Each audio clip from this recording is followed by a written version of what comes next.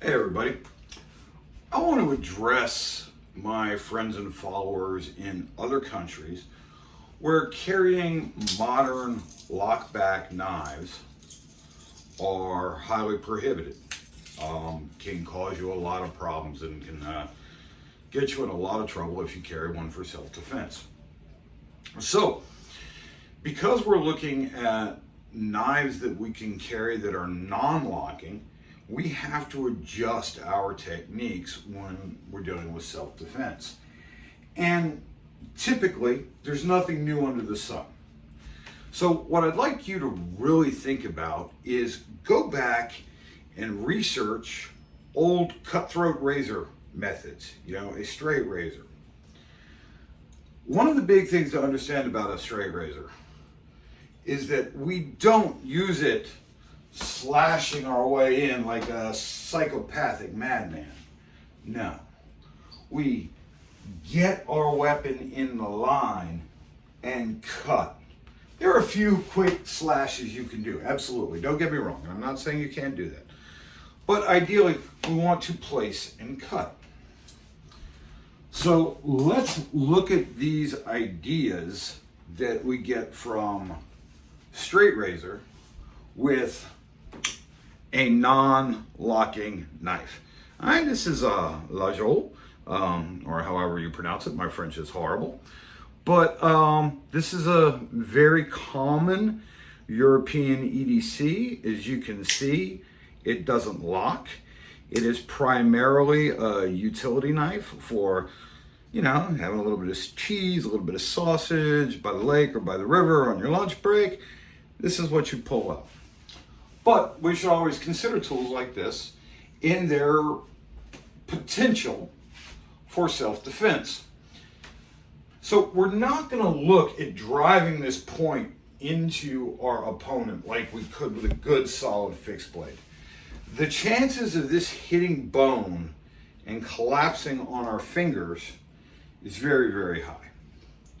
So we want to look at this in a couple of ways. Number one, let's go back to the old razor methods. We're not slashing, although that's doable. What we're really doing is placing and cutting. This gives us very dynamic wounds. So when we're dealing with our opponent and we're engaging with them, and when we're dealing with self-defense, believe it or not, the arms are some of the highest priority targets when you are dealing with a cutting weapon, not a point-driven weapon. So we're always wanting to cut and disable these muscles. Some people will call this biomechanical cutting. You can call it what you want. The truth is, we're just cutting meat. We are cutting meat. And just like when you sit down to eat dinner and cut that juicy steak, you don't hack at it. No. You place the knife on what you're cutting, and then you cut. And you split it open. So in the same way we might do this with our opponent, they're grappling, they're grabbing, they're going to do something. We've got this arm tied up because we're dealing with their weapon. They're trying to hit you with a screwdriver. Real common there in London. It's not a knife, it's a screwdriver. Knife, place, cut.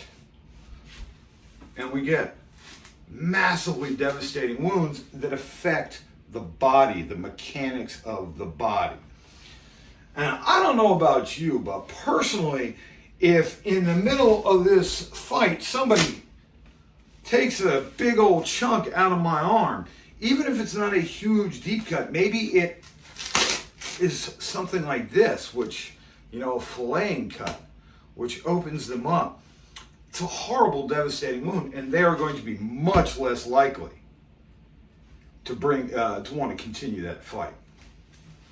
So, in previous videos, I've demonstrated the concepts of gunting, scissoring, which is this crosswise motion, inside or outside. So on the weapon side, we can scissor. And yeah, it's going to go all the way through to the bone, and hopefully that's going to be enough damage to your attacker that you can get away. Really, the point of this video is consider the fact that you can use non-locking knives in ways that allow you to effectively defend yourself, cause massive damage to your opponent, and get home safely. So just think about this. Play with these ideas, play with these concepts, and look at what you're carrying, and who knows, you might find out something cool. Have a good one.